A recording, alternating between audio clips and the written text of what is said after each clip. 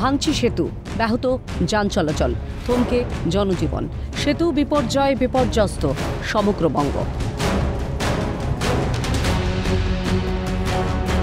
ভাঙনের জেরে নদীগর্ভে গ্রামের বেশিরভাগটাই আতঙ্কে দিন গুজরান বাসিন্দাদের। বিপর্যস্ত নদীর বাঁধ।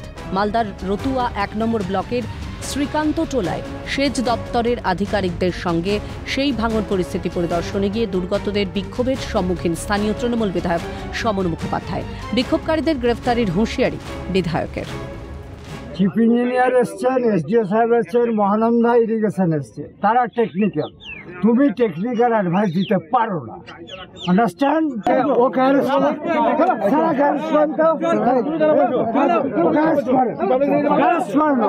আমি দাবি তুলেছিলাম যে এখানে বস্তা দিয়ে কাজ হবে না, বস্তা অনেকবার দেওয়া গেছে। এখানে বাঁশ, কমচিওয়ালা বাঁশ দিলে কিছুটা রক্ষা পাবে। না না থাক না, কমচিওয়ালা বাঁশ দিলে রক্ষা পাবে।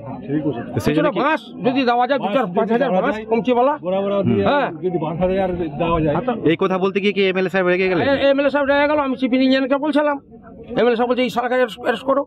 এখন গঙ্গা বিপদসীমার উপর দিয়ে বইছে, তার মধ্যেই ওনারা আজকে থেকেই ওনারা শুরু করবেন, যতটা পারা যায় প্রোটেকশন দেওয়ার কাজ শুরু করবেন।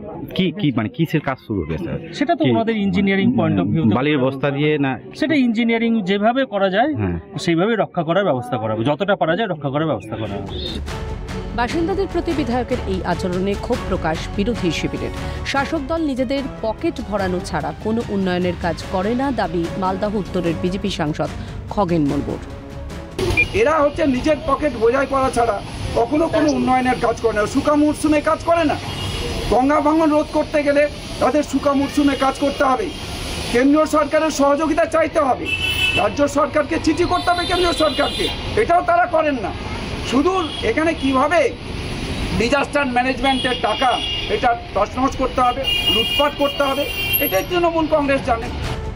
যদিও বিরোধীদের অভিযোগ মানতে নারাজ শাসক দল। সোমনাথ মুখার্জি মহাশয়কে হেনস্থ করার চেষ্টা করা হচ্ছে বিজেপি দ্বারা।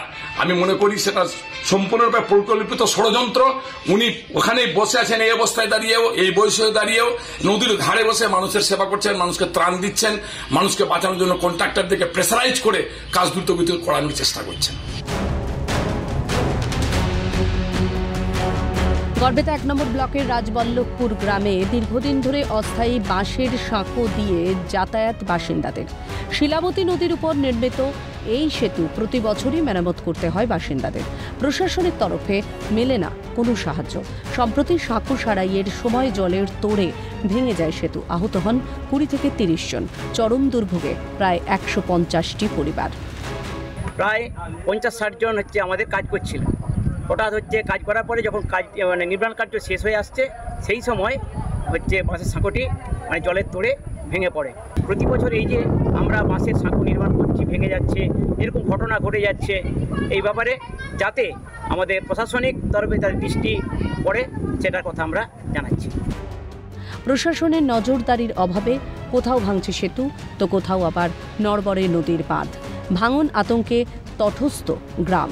কবে হুঁশ ফিরবে সরকারের, নাকি সরকারের মিথ্যে প্রতিশ্রুতি ভবিতব্য বিপর্যস্ত বাসিন্দাদের? প্রশ্ন থেকেই যাচ্ছে। অভিষেক সাহা, অভিষেক চক্রবর্তীর রিপোর্ট, ক্যালকাটা নিউজ।